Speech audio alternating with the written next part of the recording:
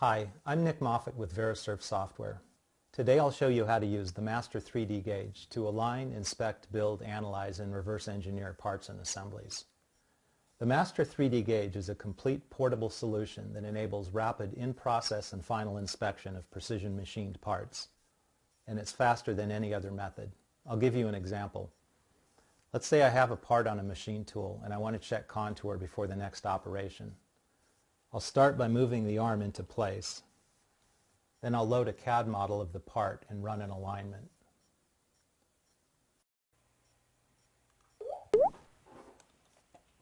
The system uses bullseyes to guide me to the alignment points.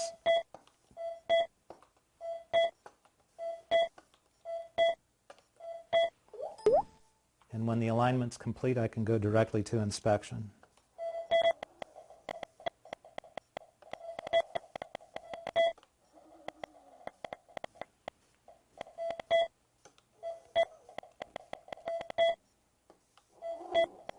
As I move the probe across the surface, I get an analysis of the deviation between the part and the model.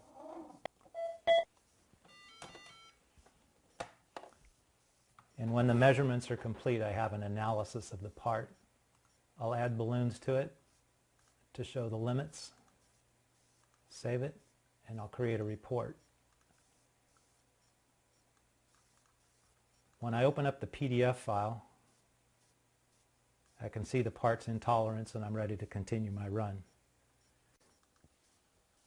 The Master3DGage is the fastest way to align, inspect, report, which makes it ideal for rapid first article inspections. It supports continuous process improvement. It eliminates programming, which makes it faster than a fixed CMM for most applications. It provides a common platform for manufacturing and inspection, and it adds tool building and reverse engineering to your inspection tools. Finally, it improves inspection throughput and generally lowers the overall cost of quality.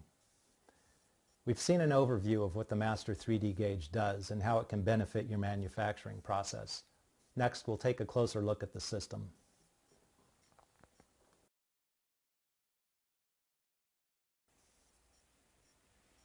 The Master3DGage system comprises both hardware and software. The gauge itself is a 6-axis articulating arm CMM that uses a hard probe to measure 3D points and point clouds. The arm has a 4-foot volume, or a 2-foot reach in any direction. It uses a TESA mount that allows us to swap probes without having to requalify. Accuracy is between 2 and 7/10,000ths of an inch for characteristics such as position or length, depending on the size of the object we're measuring. And for characteristics such as form, the accuracy is 3/10,000ths. Despite the high precision, the Master3DGage was designed for shop floor use. It communicates via USB or Wi-Fi, and it runs on either battery or AC power. The combination of durability, size, and wire-free operation make it ideal for on-machine inspection. The Master3DGage is accurate, portable, durable, and easy to use, but what really makes it powerful is the software. We'll look at that next.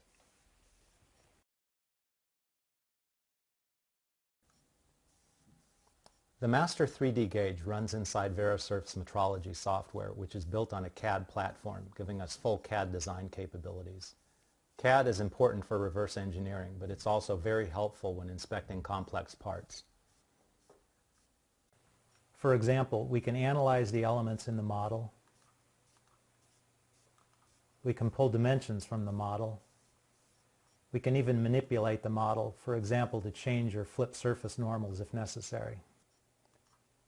Tools such as colors, levels, and attributes allow us to easily manage large part assemblies. Verisurf integrates design, inspection, tool building, analysis, and reverse engineering all into a single application. Finally, Verisurf is designed for both print and model-based workflows. I'll start by loading a model of our demo part. Verisurf reads all popular CAD files, CATIA, NX, Pro-E, SolidWorks, in their native format. This helps avoid the limitations of neutral formats such as STEP and IGES, which Verisurf can also read. I'll start by opening a parasolid version of our model. When Verisurf loads a native model, it stores it in the MCX format and leaves the original file intact. All of the data that we accumulate, measurements, reports, analyses, etc., are stored with the model.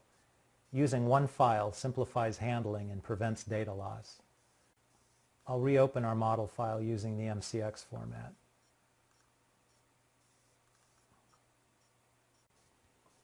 We have the model loaded and the part is set in place. In the next step, we'll align the Master3DGage to our part.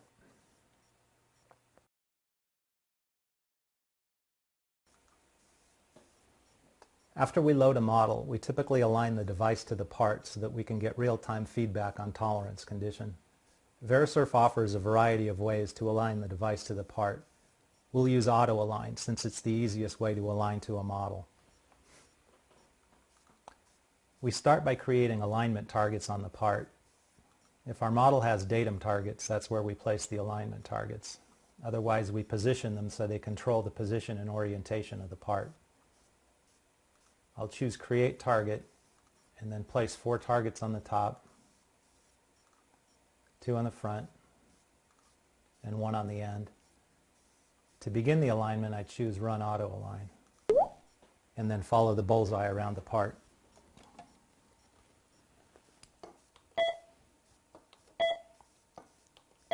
After the 3rd target, Verisurf guides us to the remaining points. And when the alignment's done, Verisurf best fits the device to the part and shows us the results dialog. We can use the dialog to review and modify the results if necessary. We can create a report. We can reject and rerun the analysis. And if we choose Auto Accept, Verisurf shows us the dialog only if the deviations here exceed the threshold set here. This is what we normally do. Since the check marks are all green, indicating that the alignment's good, we'll choose Accept. And when I do, Verisurf puts us into Inspect Build mode so that we can verify the alignment.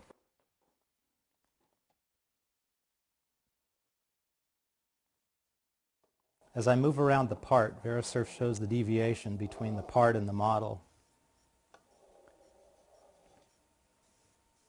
This final check validates our entire alignment workflow. In order to see this good of a match, we had to have the right part, we had to have the right model, the device has to be working right, couldn't make any mistakes. So it's a validation of the whole alignment workflow. Auto Align is a very powerful alignment tool, but it's simple enough for beginners to learn, and it has the built-in check of Inspect Build mode to verify the alignment. The gauge is now aligned to the part. In the next step, we'll see how Inspect Build mode calculates the real-time deviation.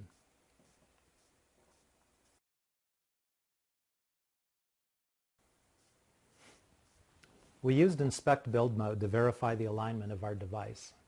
Inspect Build is a special measuring mode that shows in real time the deviation between a part and the corresponding features in a CAD model. When we're inspecting a part, the deviation reflects the material condition. When we're moving a part into position, the deviation shows how far to move and the arrow points the direction. Since it serves both purposes, we refer to it either as Inspect or Build depending on our goal. As we move around the part, Verisurf highlights the nearest nominal surface and drops a perpendicular from the probe center to find the nominal point. Verisurf then applies probe compensation along that line to find the actual point. The distance between the actual and nominal represents the deviation. When the probe is above the surface, the deviation is positive and the arrow points towards the surface. When the probe is below the surface, the deviation is negative and the arrow points away.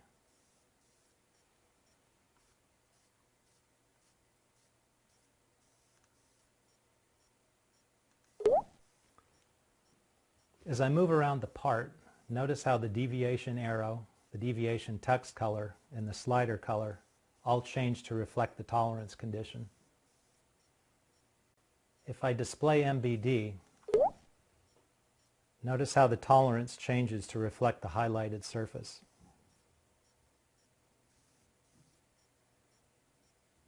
We can also use digital readouts for a more detailed representation of the deviations in build mode.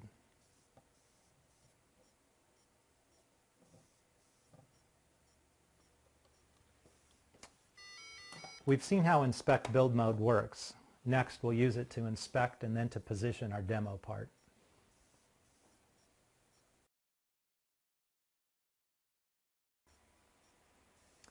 The Master3DGage is aligned to the part, so when we inspect the part, we'll assume the deviations are due to machining errors. I'll run inspect mode and then check a few points on the top surface. I'll use single point mode. Notice that the deviations are represented as arrows with the deviation text. If I shim the surface and place the probe on top, notice that the build arrow points down. When I record the deviation arrow points up. That's because the build arrow shows where the surface is supposed to be, and the deviation arrow shows where it actually is. I'll undo that point and remeasure it without the shim.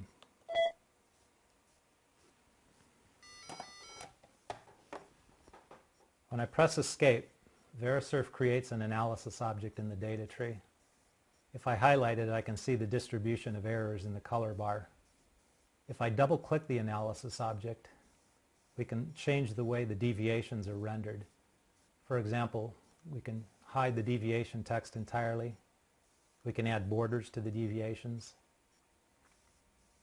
We can change the arrows to cones or to lines.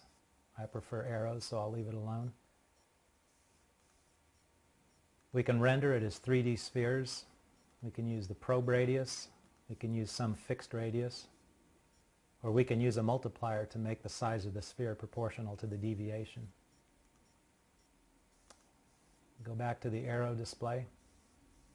If we enable Use MBD Tolerance, which is the default here, then each point is analyzed according to the surface profile callout in the MBD. If we disable MBD Tolerance, then everything is analyzed according to the global profile tolerance. We'll reselect it. Once I have the deviations rendered the way I like, I can choose Set as Default, and then subsequent analysis objects will be rendered the same way. I'll go ahead and do that and then choose OK.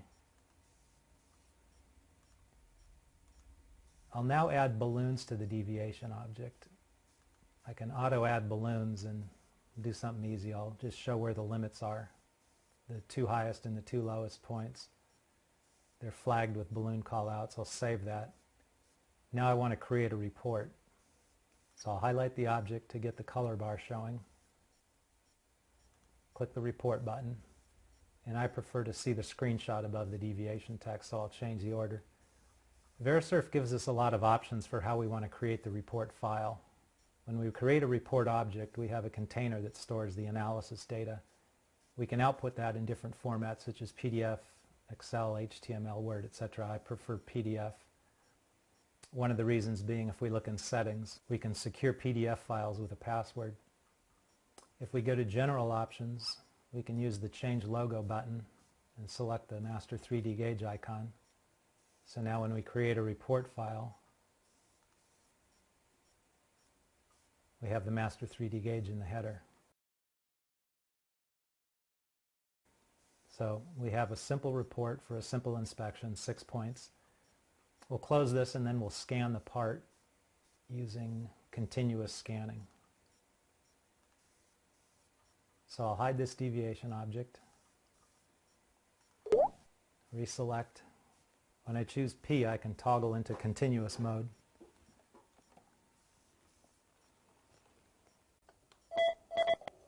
So as we saw at the beginning, we just scan along the surface, get real-time deviation analysis.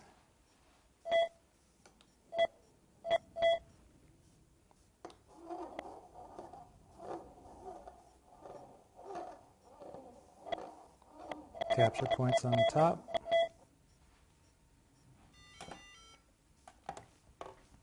And then I'll escape. So now we have a second analysis object. I'll unhighlight that. That was our first. That's our second. We'll add balloons to the analysis. Only this time we'll add 8. Choose Apply, save the result. And again, we'll create a report. Highlight the object, choose Report, change the order. And again, we'll create a PDF file. So the process is very similar. This time we get a little more data. Now, you notice that when we were in Inspect Build mode, hide that. And we'll switch back to single point mode. As soon as I record a deviation, the real-time text updates and I no longer see the recorded deviation. If we want to get around that, we can choose Device Display Settings, Show Static Deviations, and now when we go back into Inspect Build mode and I record a deviation, I don't see anything until I record the point, and then the deviation stays on the screen statically until I update it with another recording. So that's helpful if you're working far away from the computer and you can't see the small deviations on the model itself.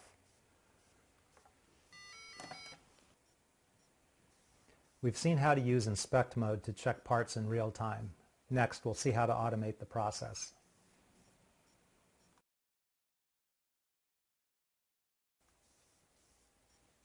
Using Inspect mode to check a part is very efficient, but we can make it even easier by automating the process.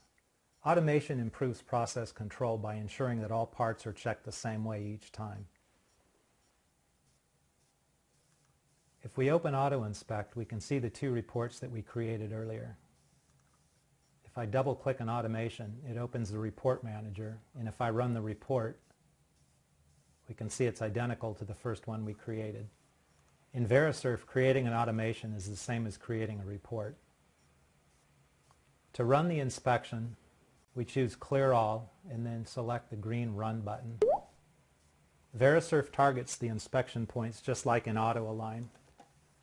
I have this set to automatically record as we pass by the point, so I don't even have to trigger it.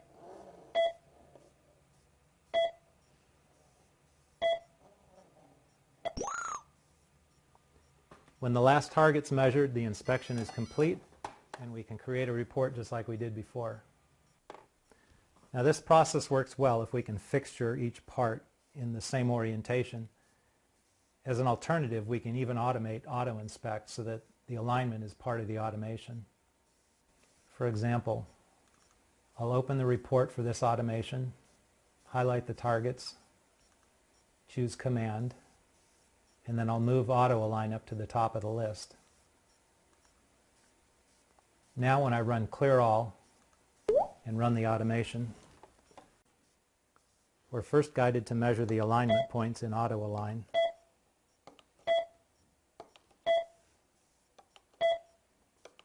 And when the alignment's done, we're prompted to measure the targets.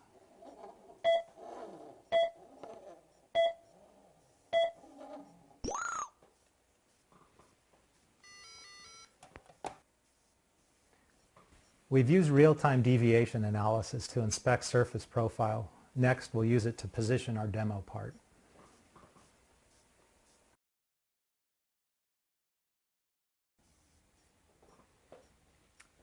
When we position a part using build mode, we assume the part is good and the deviations are due to errors in the position of the part.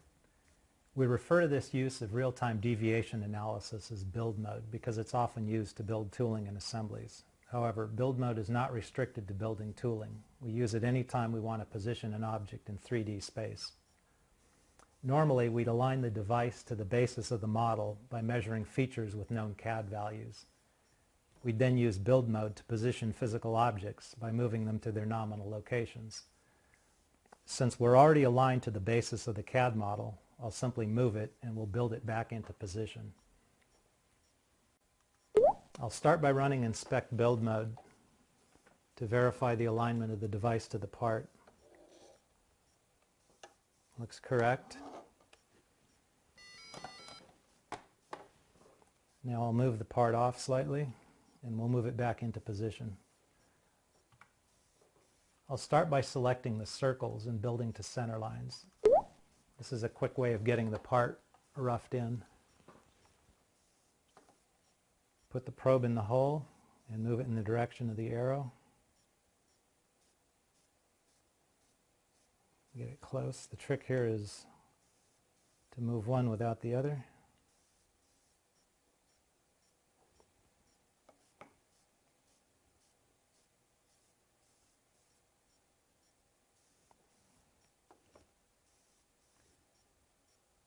Once we get it close, cancel out, escape out of the circle selection, and then we'll build the surfaces. Before we do, I'll turn on the GD&T.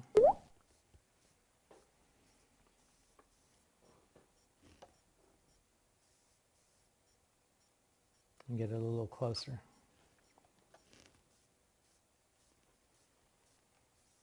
We can use the surface profile to control our build tolerance. In other words, as long as the surface profile shows up correct, we'll consider that the part is in the right location.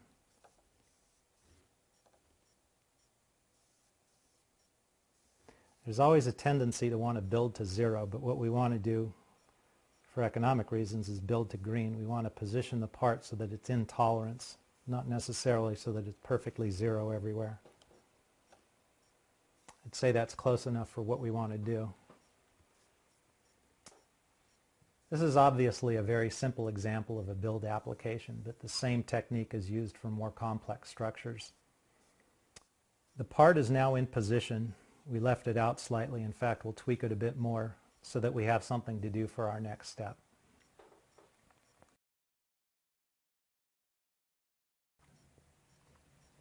We've already seen how to use inspect mode to check our part in real time. In this step, we're going to repeat the same analysis using measured point clouds. I'll start by measuring point clouds around the sides and the top.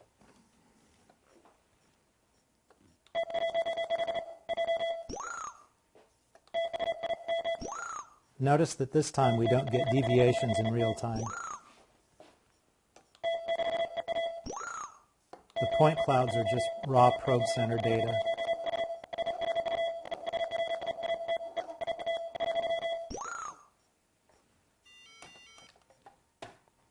So now we have essentially the same measurements we took before. We need to analyze them. On the Analysis tab, I'll highlight the point clouds and choose the Analyze button. We get another analysis object that's similar to what we saw before, but the deviations are much larger because we left the part intentionally unaligned in the last step. We know the part's good and the large deviations are just due to a misalignment. I'll hide that analysis object, select the point clouds, and run a best fit. Before we do, I'll analyze the data to get a starting point and then run the fit.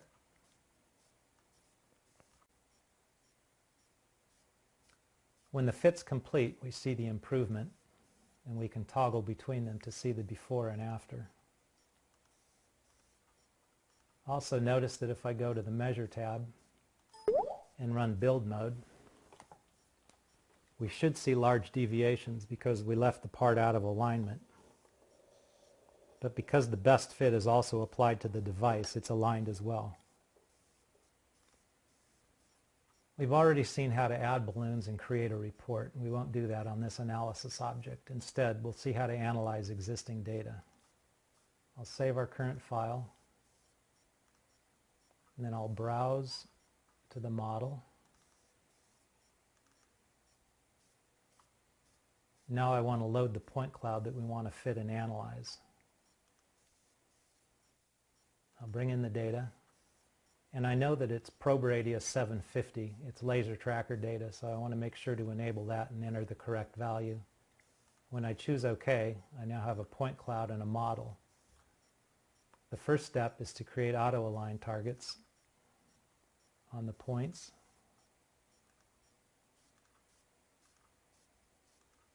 And then I can run an offline auto-align to fit the data to the model. And when I choose Accept, now they're aligned. It's slightly off from the 750 probe radius, which is correct. Now all I have to do is go to the Analysis tab, choose the point cloud, and run Analyze. So we can take data that we measure directly within Verisurf. We can also analyze data that's given to us from other sources. Inspect mode, which we saw previously, and analysis, which we saw here, are very powerful tools for model-based inspection. Next, we'll measure and analyze prismatic features.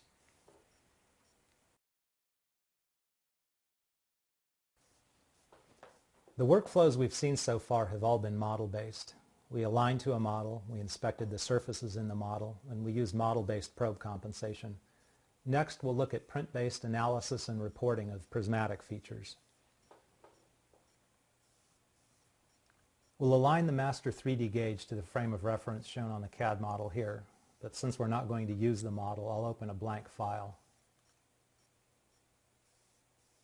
I'll start by measuring a plane on the top of the part. We'll use that to define x, y.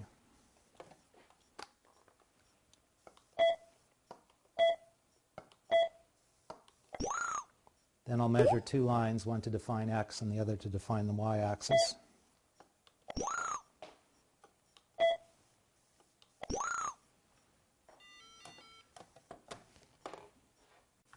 Press escape, look at our data. Now I'll run feature align. That looks correct. If I choose F9, I can see the alignment is at the world frame. And if I go into point mode, place the probe at the origin, I can see the Master3DGage is also aligned.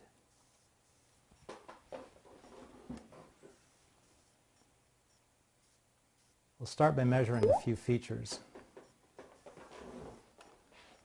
I'll begin with the cylinder on the ID circle.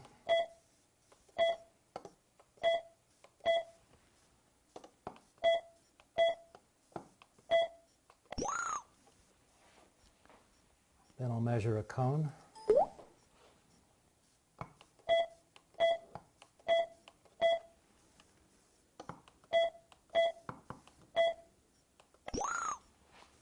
Then I'll measure a slot.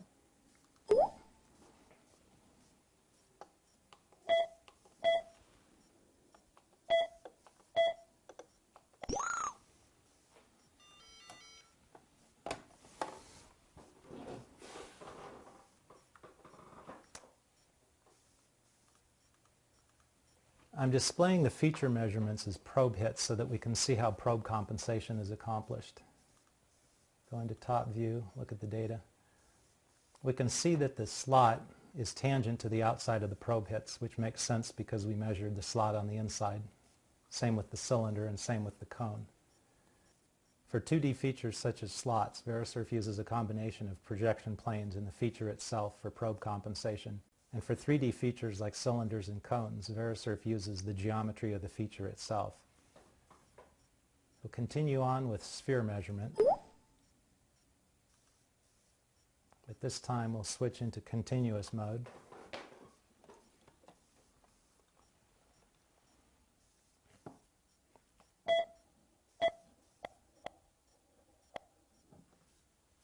Press done. I see the sphere, I see its form. Continue on with the hole pattern.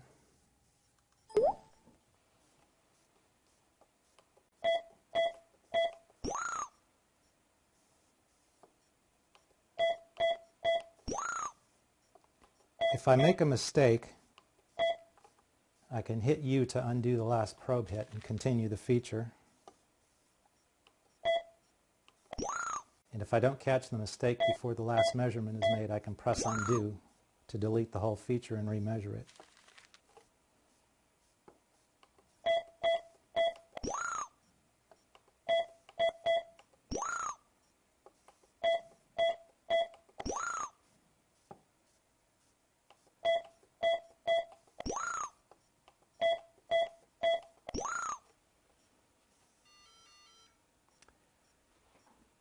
I'm going to switch to point mode to measure the two end planes. We'll start with the left end and measure it as 4 points.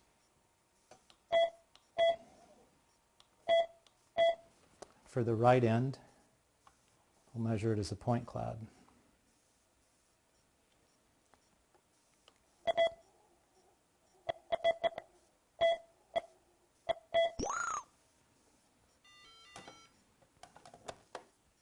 We'll take the 4 points and we'll fit them to a plane. We'll do the same thing with the point cloud. Right-click, fit plane. Just like the other features, the probe compensation is done in the correct direction. If I use the statistics button to analyze the data, Verisurf tells me that there are no CAD entities, and that makes sense because everything we see on the screen right now is measured. I'll select all the features, choose Export to CAD, blank the database. Now if we go back, we can see that CAD features have been created for all of the measured features. We also have the option of creating CAD features on the fly, but that's more of an application for reverse engineering. I'll undo the CAD features, redisplay the database. The statistics box at the bottom of the data tree allows us to get real quick report on relationships or characteristics of single features. For example, if I pick one feature, I get characteristics such as its form, size, position, which alignments it's using, etc. If I pick two features, I get the relationship between them, such as the angle and distance between circles or the angle between lines. It's a quick way of doing a check without reporting, which we'll see next. We've seen how the Master3DGage measures prismatic geometry. Next, we'll see how to analyze and report the results.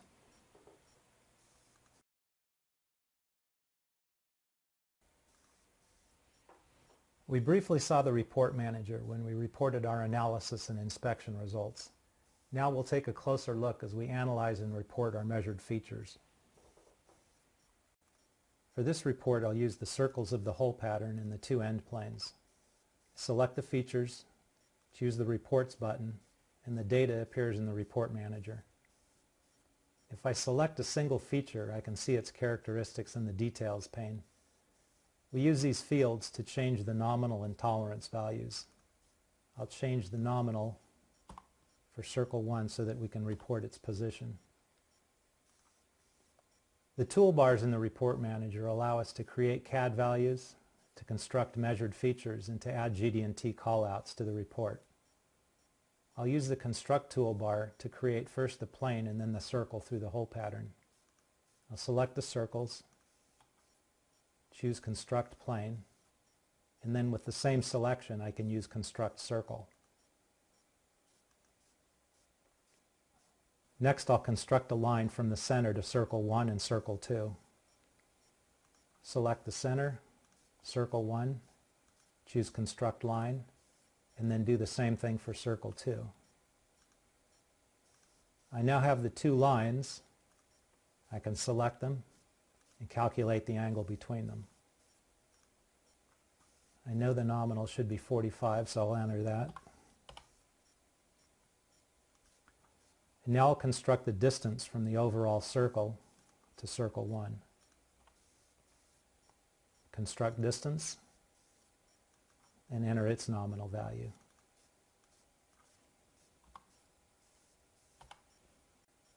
Next, I want to report the parallelism of the two end planes. I'll select the two planes and then choose Parallelism from the GD&T toolbar. Finally, I'll report the position of Circle 1. I only want the final values, so I'll highlight them before I create the PDF file. So there's our report on the prismatics using the Master3DGage logo. I referred to the measurement, analysis, and reporting of prismatic features as a print-based workflow, but it works equally well, if not better, with a model. I'll use the merge function to merge in our original CAD file. Since we use the same part frame for our alignment, the data is already aligned to the model. I'll remeasure one of the circles.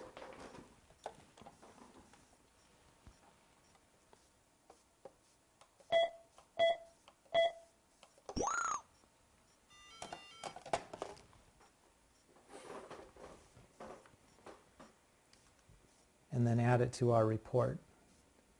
If I highlight the circle, I can see that the CAD values are already defined. In this case, Since we were aligned to the model before we measured the feature, Verisurf automatically associated the nominal circle with the measured circle and entered it into the report manager. If we want to add nominal values to existing features, we can, for example, right-click a circle, choose Set Value from CAD, and then choose the circle out of the CAD model. Now the nominal value is defined. Our report displayed results in the single part frame to which we were aligned. Next, we'll see how to report in multiple frames using the WCS function.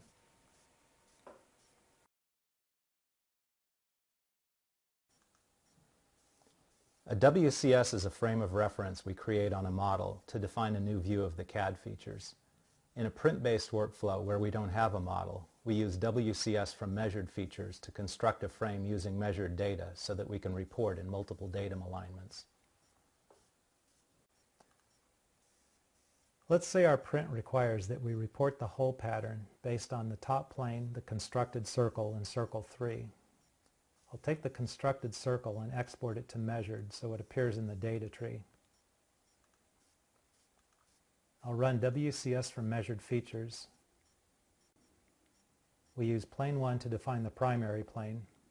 The line from the constructed circle to circle 3 defines the axis, and the origin is set at the constructed circle center. When I choose OK, we see the WCS defined at the center of the whole pattern. Now, if we open the report, we can change the WCS for any of our features to report in the new alignment. I can change multiple features at once by selecting them, and then choose Update WCS from the Speed menu. When we generate the report, Verisurf displays the WCS that's assigned to each of the features. We've covered just a fraction of Verisurf's capabilities for measurement and reporting. The reports we created here can be automated as we saw earlier. With multiple feature types, formats, and settings, we can measure, analyze, and report just about anything. For the next step, we're going to reverse engineer a part.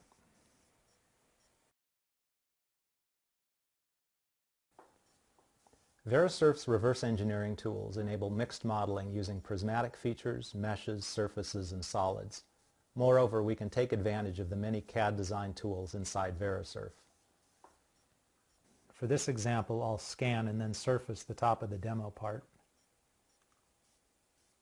I'll start by measuring a reference for our part. I'll measure the plane on the table.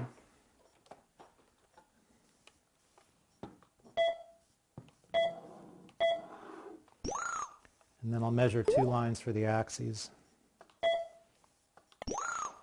This isn't strictly necessary, but it's always nice to have a basis of reference for our data. Escape, choose Feature Align. Everything looks right. Turn off our features. Okay.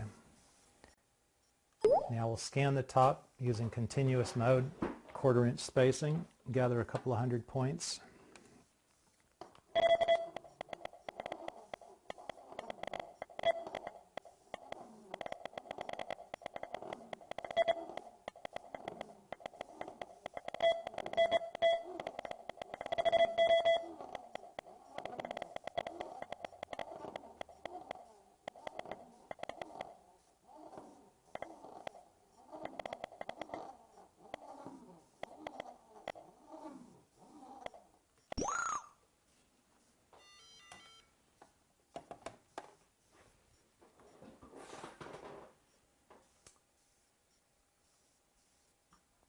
On the Reverse tab, I'll highlight the cloud and choose Patch. The fit parameters allow us to control the accuracy and the complexity of the surface. I'll verify the probe offset, and then choose Create Surface. When the surface is created, we can look at the standard deviation and the UV control, and they're within the parameters that we set, so the surface looks good. I'll accept the results. So we have a surface that the parameters indicate is good, but how can we check it? If we go to Measure, we can run Build Mode. and check dynamically how well our calculated surface matches the part. That check looks great. Another way to do it, escape out of build, we can go to the Analysis tab, select the cloud, and analyze it. Again, it looks good. The color bar indicates all the points are in tolerance. If we wanted to, we could then create a report that showed the accuracy of the surface. The data from the Master3DGage is traceable, so we have a way of creating a report and proving the accuracy of the surfaces that we create. Being able to measure, reverse engineer, and verify is a great benefit of having an integrated metrology solution. For the second example, I'll surface an existing mesh. I'll open the grip file. We don't need to save what we just did. And now I have a mesh that represents some kind of a grip. I'll select the mesh on the Reverse Engineering tab and choose Auto Surface. We'll accept the defaults. We're not interested in anything accurate, just quick. And I'll choose Create.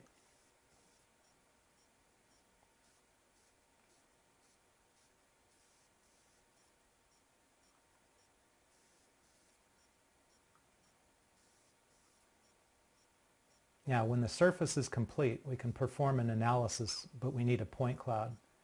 We'll take the mesh, we'll export the data to a cloud, and then hide the original mesh. Again, I can go to the Analysis tab, select the point cloud, and analyze it. In this case, using a color map is probably a better choice than lines. Say OK. And I see blue and red, so I want to annotate that. I'll go ahead and choose balloons. It's worked in the past. We'll just apply limits, save. So we can see what the min and max deviations are. And of course we can go back and tweak the surfacing parameters if we want, but for our demonstration this is sufficient. These are just two simple examples of Verisurf's reverse engineering tools. Verisurf's integrated solution enables reverse engineering workflows that include data capture, cloud editing, meshing, surfacing, and solid modeling, and conclude with surface validation.